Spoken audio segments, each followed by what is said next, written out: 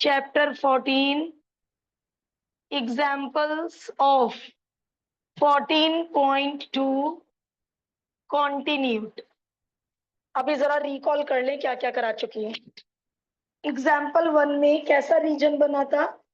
Bounded feasible region और एक maximum एक मिनिमम वैल्यू मिली थी।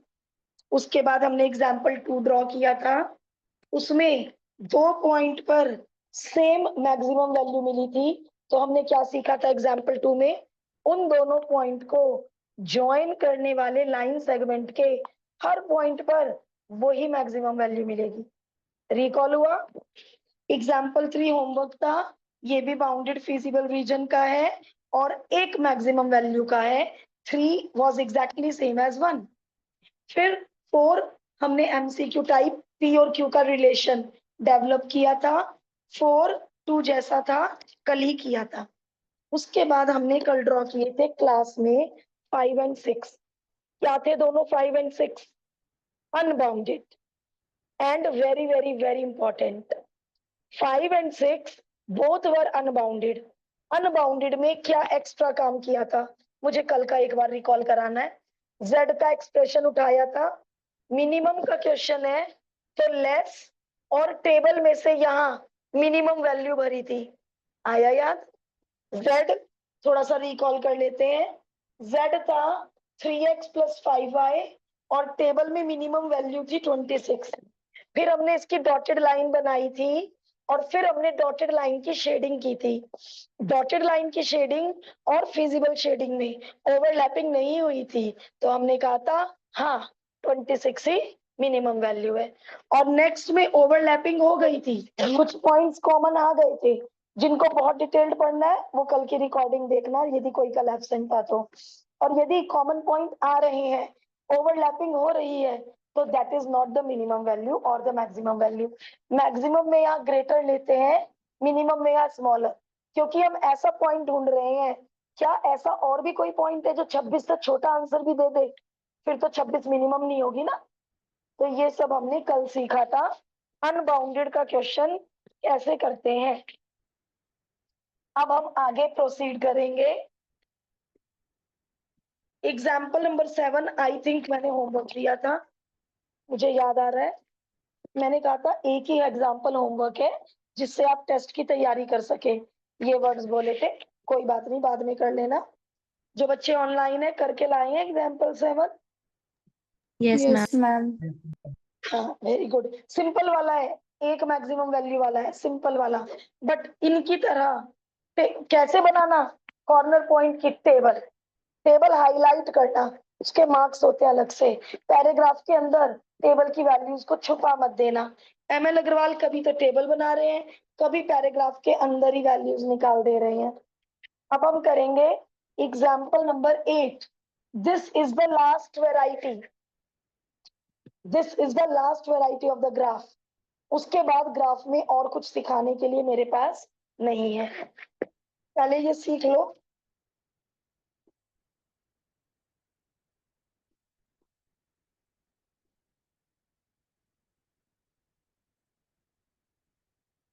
चलिए मेरे साथ साथ ग्राफ बनाइए जैसे आप लोग डेली बनाते हो।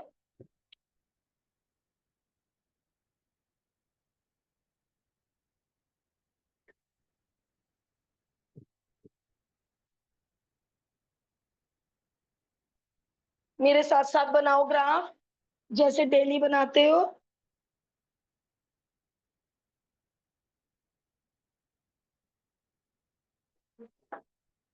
चाहे टेबल चाहे intercept form, it's up to you. x0 y1 y0 x-1।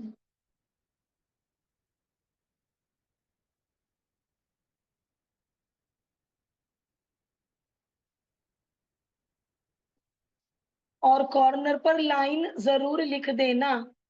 Shading 0 - 0 -1 से छोटा, 0 तो -1 से बड़ा होता है, फॉल्स। ओरिजिन की तरफ की शेडिंग नहीं आई। और ये वाली लाइन है y = x। Consider the equation word भी लिख लेना। y is equal to x is a line passing through origin 0 0 1 1 2 2 से पास होगी। मेरी लाइन पैरेलल नहीं आई है, आपकी लाइन पैरेलल आएगी, क्योंकि बोर्ड पे सही ग्राफ नहीं बन पाता।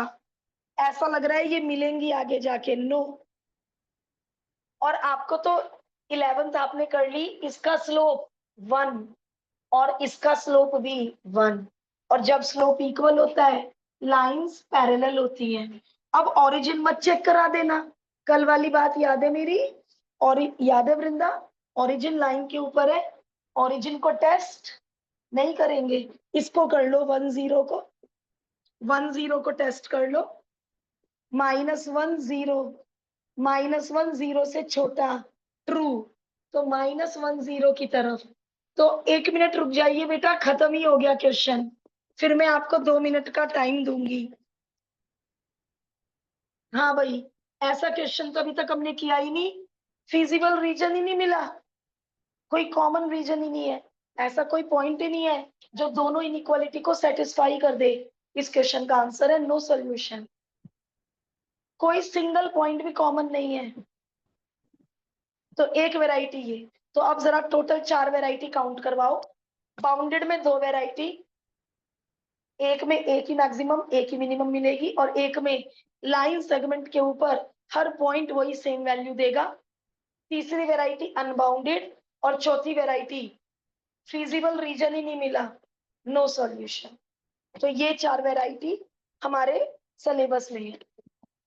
कंप्लीट कीजिए एग्जाम्पल 8।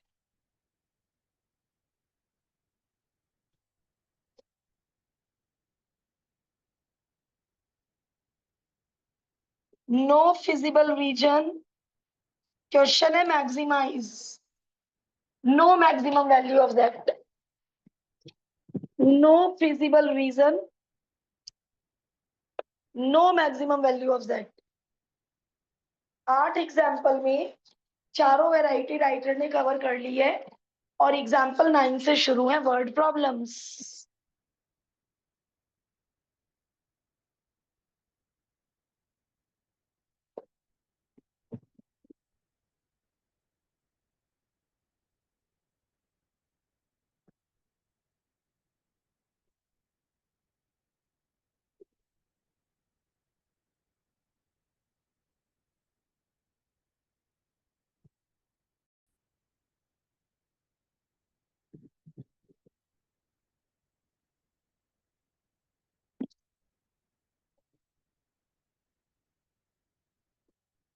एक फर्नीचर ट्रेडर है, चेयर और टेबल में डील करता है, उसके पास टोटल 50,000 रुपए ही है इन्वेस्ट करने के लिए।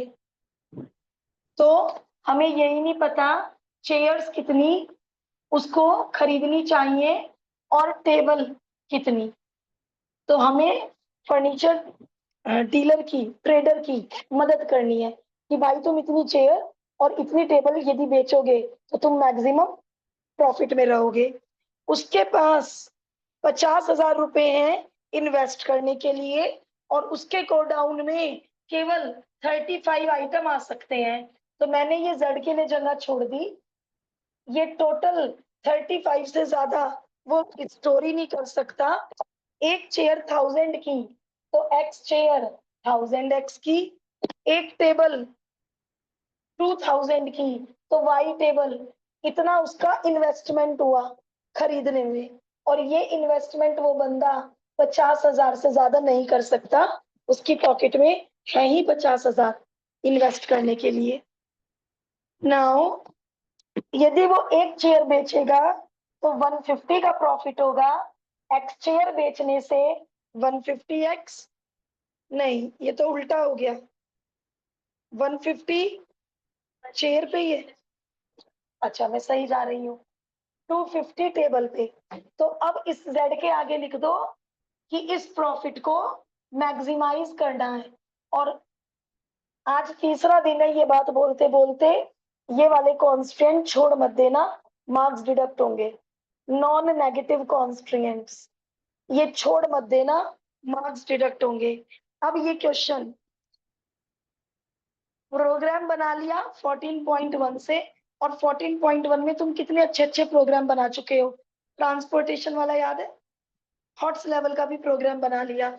ये प्रोग्राम क्या था उसके सामने। हो सकता है बीच में दो चार एग्जाम्पल मुश्किल भी हो, तो वो हम करेंगे सिलेक्टेड, अभी बताऊंगी कैसे। 9 पूरा कीजिए। आज मैं कोई होमवर्क नहीं दे सकती, बिकॉज आपको आज और कल टेस्ट की प्रिपरेशन करनी है। मंडे डिफरेंशियल इक्वेशन का टेस्ट, तो आज मैं होमवर्क नहीं दे सकती।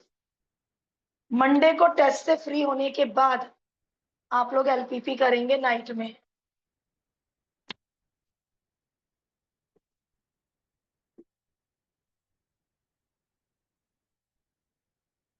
वही सब लैंग्वेज। Consider the equations. अरे इसे सिंपल बना लो, इसे सिंपल बना लो। x+2y, हाँ 1000 से डिवाइड कर लो, इसको और करके सिंपल बना लो फेयर में। और x+2y, और अब इसका ग्राफ बनाओ। x0 y25, y0 x50, 10 20 30 40 50, 10 20 30 40 50, 25, 50 0 0 25। Dark line जब इक्वल टू होता है तो डार्क लाइन बनती है। दूसरी इक्वेशन, x+y = 35, 10 20 30 35, 10 20 30 35।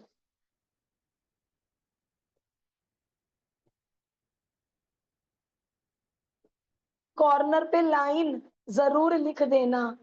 जो जो जरूरी चीजें हैं वो मैं डेली और क्वेश्चन में बोलती हूँ। बोथ साइड एरो, कॉर्नर पर equation, capital O capital X capital Y, हर लाइन एरो से। these are not the line segments, these are the lines, can be extended in both the direction। चलिए, 0+0 50 से छोटा, true. True. Origin की तरफ 0+0 35 से छोटा, ट्रू। दोनों ने ओरिजिन को ट्रू बोला, तो इसलिए common shaded area will be this one. अब ढूंढेंगे चार कॉर्नर पॉइंट। कैपिटल ओ तो पता ही है, कैपिटल ए भी नजर आ रहा है, 35,0। कैपिटल बी देखना पड़ेगा, कैपिटल सी 20, अगर 15। दोबारा बोल दे बेटा। 20, 15। Okay, and C is 0,25, OABC।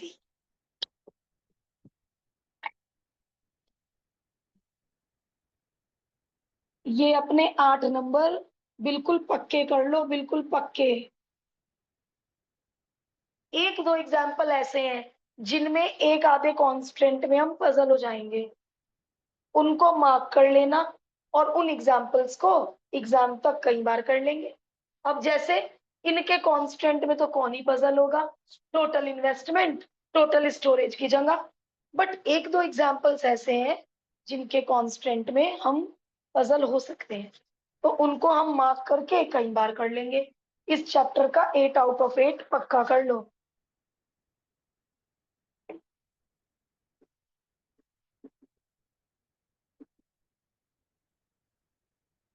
Capital A, capital B, capital C. Corner table के जेड बता दो मुझे। 0, 5250।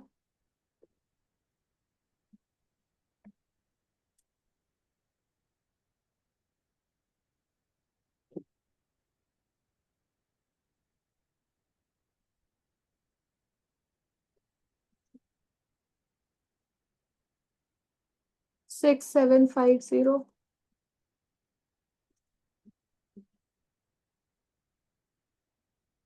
ये तो इजी है। 6250. 25 इंटू 250। मैक्सिमम। हमने शॉपकीपर की मदद कर दी कि भैया जी, यदि आपने 20 चेयर और 15 टेबल में डील किया, इतनी चेयर इतनी टेबल बेची, तो आपको मैक्सिमम प्रॉफिट होगा जो ₹6,750 का होगा। इससे ज्यादा प्रॉफिट इस इन्वेस्टमेंट में आप कमा नहीं सकते। मतलब कितना, आप ये तो देखो, प्रैक्टिकली कितना फायदा है इस टॉपिक का। आपने उस बंदे को ये बता दिया कि तेरे 50,000 रुपए में यदि इतनी चेयर और इतने टेबल पे इन्वेस्ट करोगे तो तुम मैक्सिमम प्रॉफिट में रहोगे। सोचो प्रैक्टिकली कितना बड़ा यूज हुआ। वरना तो तुक्के मार मार के देखते हैं, चल 10 चेयर 40 टेबल का प्रॉफिट करते हैं, क्योंकि सॉरी 35 आइटम स्टोर हो सकती है। क्या तुक्के मारते, चल 30 चेयर 5 टेबल बेच के देखते हैं कितना प्रॉफिट आ रहा है। 15 चेयर 10 टेबल भी बेच के देखते हैं, 15 और 20 सॉरी, कितना प्रॉफिट आता है। बस तुक्के मार मार के देखते रहते और सबसे बड़ा प्रॉफिट ढूंढते रहते। और इसमें कितना टाइम लगा होगा, ज्यादा से ज्यादा 5 मिनट।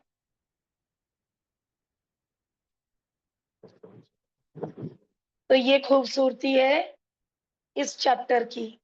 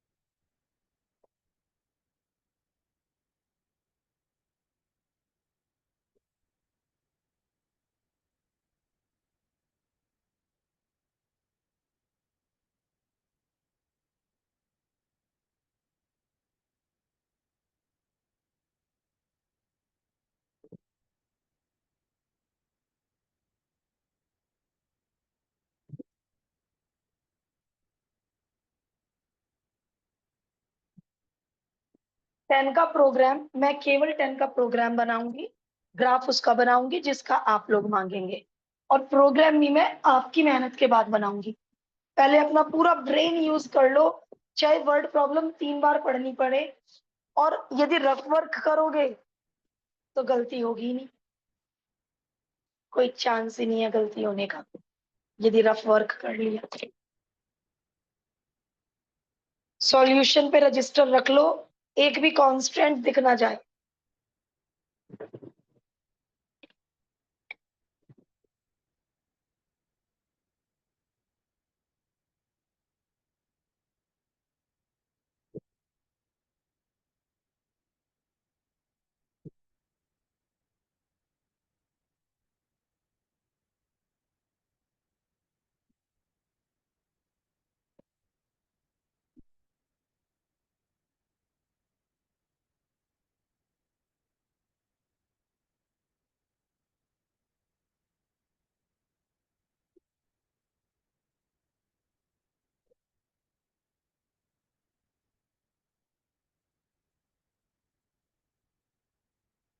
जिस जिसका प्रोग्राम बनता जाए और बुक से मैच हो जाए, मुझे डन बोल देना।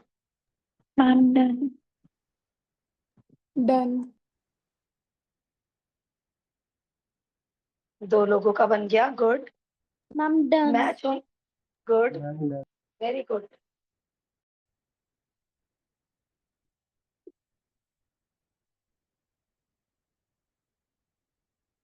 मैक्सिमम स्टूडेंट का डन आ गया है कि हमने प्रोग्राम बना लिया।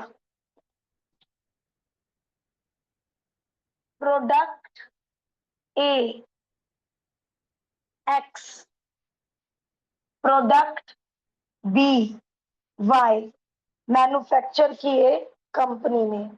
ओके, एक यूनिट प्रोडक्ट ए पे 40 रुपए का प्रॉफिट है। चलो भाई, हमने तो पहले कैपिटल जेड ही ढूंढ लिया, और प्रोडक्ट बी एक यूनिट पर 50 रुपए का प्रॉफिट है। X units, Y units. हमें नहीं पता ये प्रोडक्ट क्या है और ये यूनिट क्या है। ये प्रोडक्ट वी डोंट नो किस टाइप का प्रोडक्ट है। ओके, कैपिटल जेड बना लिया, आगे चलते हैं। ए के एक यूनिट को 3 ग्राम निकेल चाहिए और बी के एक यूनिट को 1 ग्राम निकेल चाहिए। 3 ग्राम 1 ग्राम, एक यूनिट को 3 ग्राम तो एक्स यूनिट को 3x ग्राम, एक यूनिट को 1 ग्राम, तो ये टोटल निकल है। और क्वेश्चन में दे रखा है टोटल निकल फॉर्म कैन प्रोड्यूस, है ही 9 ग्राम निकल, टोटल निकल ही 9 ग्राम है। तो भैया इसका टोटल यदि 9 से ज्यादा हो गया तो कैसे बनाएंगे प्रोडक्ट। तो ये जो टोटल निकल है ये 9 या 9 से कम होना चाहिए। सिमिलरली अब क्रोमियम उठाते हैं। एक यूनिट को 1 ग्राम क्रोमियम चाहिए 1x, और बी के एक यूनिट को 8 ग्राम क्रोमियम चाहिए, सॉरी 2 ग्राम क्रोमियम, मैंने गलत डिजिट ले ली, 2 ग्राम क्रोमियम चाहिए, और टोटल क्रोमियम अवेलेबल ही 8 है, तो टोटल क्रोमियम 8 से ज्यादा नहीं हो सकता। और दो कांस्टेंट वो जो आप बनाते ही है। अगेन 2 लाइंस, किसी किसी वर्ड प्रॉब्लम में 4 लाइन भी ड्रॉ करनी पड़ेंगी, उसकी शेडिंग बहुत ध्यान से करनी है। चलिए, अब हमें कंपनी मैन्युफैक्चरर को मदद करनी है कि कितने टाइप के, ए टाइप के कितने यूनिट और बी टाइप के वो कितने यूनिट बनाए कि वो बंदा मैक्सिमम प्रॉफिट में रहे।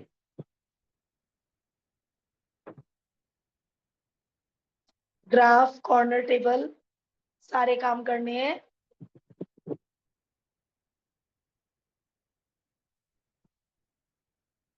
अब मैं आपके साथ यहाँ प्रेजेंट हूँ, आप लोग अपनी पेस पर कीजिए, जो प्रोग्राम आप बोलोगे वो मैं बोर्ड पे बनाऊंगी।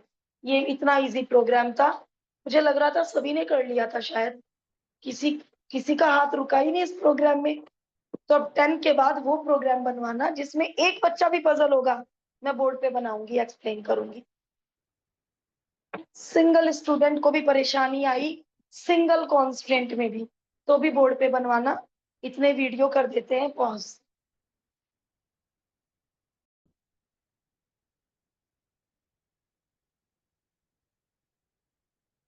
Answer statement with proper unit, आधा नंबर है आंसर स्टेटमेंट का, कि इतना प्रॉफिट अर्न करेगा यदि वो 20 चेयर खरीदे एंड बेचे, 15 टेबल खरीदे एंड बेचे। Answer statement must in every word problem, proper unit.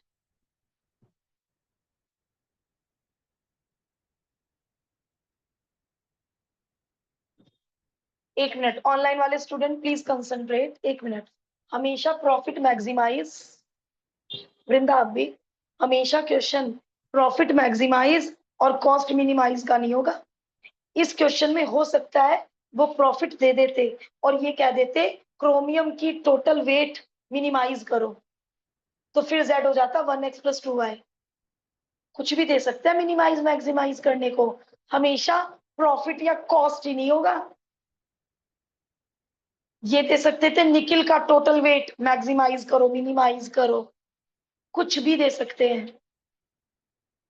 Healthy body में विटामिन ए का ग्राम बताइए, मिनिमम कितना ग्राम लेना चाहिए, तो कुछ भी हो सकता है मिनिमाइज मैक्सिमाइज। ऐसा नहीं है कि क्वेश्चन केवल प्रॉफिट और कॉस्ट के ही होंगे, अभी मिलेगी बहुत वैरायटी मिलेगी। अभी हमने किए ही कितने हैं, 2 ही तो वर्ड प्रॉब्लम किए हैं अभी हमने, पहले 8 में तो वर्ड प्रॉब्लम थी ही नहीं। अभी तो बहुत वैरायटी आनी है। प्रोसीड।